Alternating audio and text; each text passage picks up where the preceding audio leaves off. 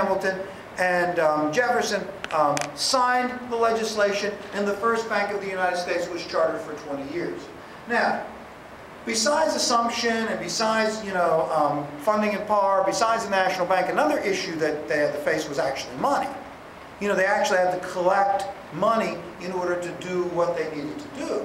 And they passed a tariff, of course, but more controversial was an excise tax. And what product, dear Maybe, did they tax, which became kind of controversial? Excise tax is a specific tax on the sale of a particular product, my friend Maybe. What product did they decide to tax for the source of? Oh, whiskey, yes. And we said that that whiskey tax, that excise tax, eventually became a source of contention. For whom? What area of the country was the most upset with the whiskey tax, dear friends of mine? Pardon me?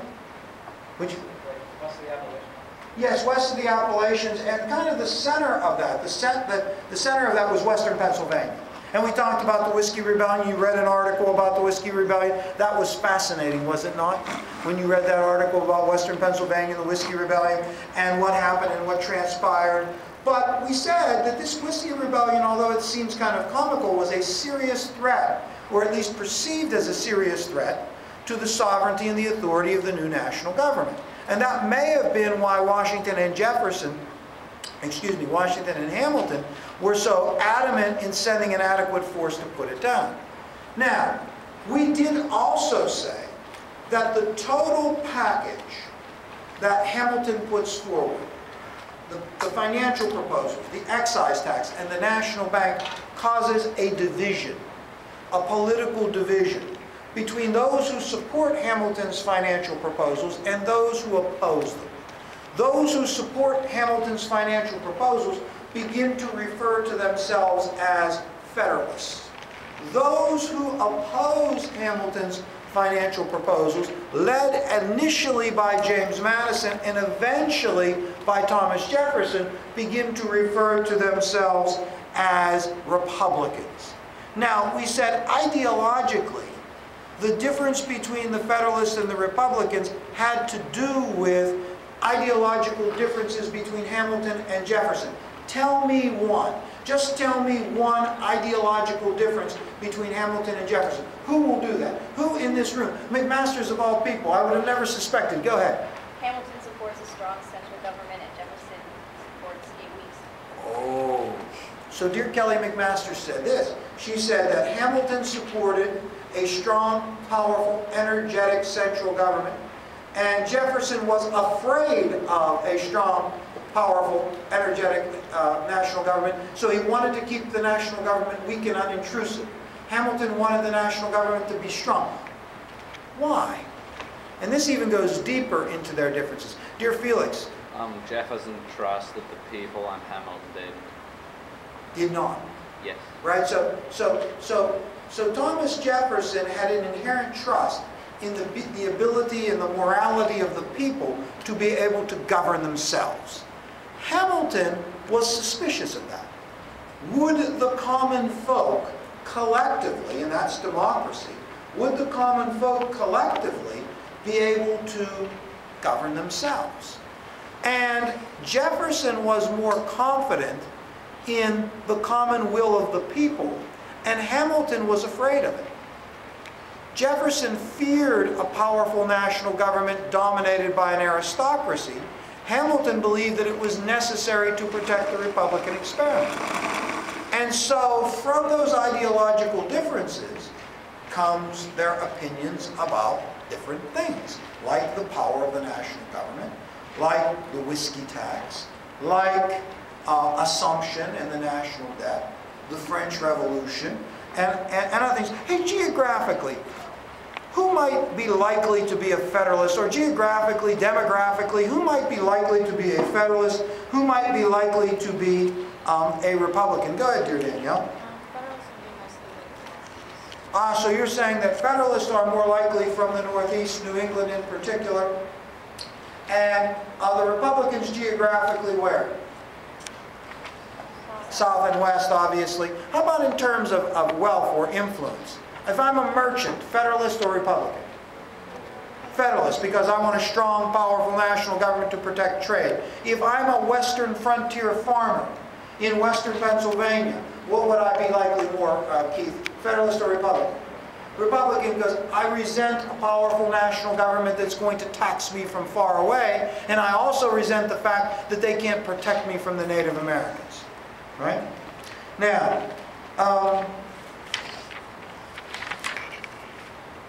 we said that the ideological differences between Hamilton and Jefferson, and then provoked by Hamilton's financial plan, sort of establishes political factions. But those political factions are intensified by the French Revolution. We also said that at least initially, everyone in America, I shouldn't say everyone, but most people in America enthusiastically supported the French Revolution. Melissa, why so? Why would you expect there to be so kind of universal support? Oh, here are friends of ours that just came in. Where are they coming from? Oh, Science Club. You are the president. That man is nothing in the science club. You are the grand poobah, and that man is a nobody in the science club. He didn't even attend the meeting. Right? Yeah, but this is more important. I appreciate that. Do you think others are coming? No. Let's hope not. All right, so anyways, Melissa, back to you. We were talking about the French Revolution and the universal support there was for the French Revolution initially. Why, dear Melissa, was that the case? Oh, so you are saying to me that at least initially, Americans saw the French Revolution as an extension of their own. Why do some Americans change their mind about that? Why do some Americans sort of go sour a joy on the French Revolution? It got bloody. Oh, it got bloody, it got chaotic, and when it became bloody and chaotic, and when it attacked religion, some Americans, particularly the Federalists, said, look, see, this is what we're talking about. This is the anarchy, the mobocracy. This is what happens when you let the people rule. This is the chaos and the lack of stability that will result in anarchy and eventually a demagogue taking over. Now, we said that the reason that this French Revolution that happens in Europe becomes relevant to the United States is because the United States had a treaty to assist France if they went to war with England, which they did. And so the French naturally wanted to collect on that treaty. Who do they send over, Imolia? Who is that first envoy that comes from France to America? Do you remember his name? Genet. Citizen Genet comes over in 1793, does he not? And when he arrives here, what does he find that the American government had already debated and settled on a course of action about their position in the war between England and France. And what was their position? What did Washington proclaim? Yes, dear Kelly? Neutrality. A proclamation of neutrality, which not everyone agreed with. The Republicans in particular continued to support the French Revolution and resented the fact that Washington proclaimed neutrality. We talked about Genet's, activities when he got here, and what eventually came of that. But we said that Washington's proclamation of neutrality is not something that the British seem to respect. I mean, the United States, just think about this, because we had talked about this before. The War of 1812, this is kind of accelerating a little bit, but the War of 1812 was fought to some extent over neutrality. But as early as 1793, the United States was having problems with Britain over neutrality, right? We wanted to be neutral in their conflict, and Britain viewed our neutrality as maybe benefiting France. So they violated it, and we didn't like it.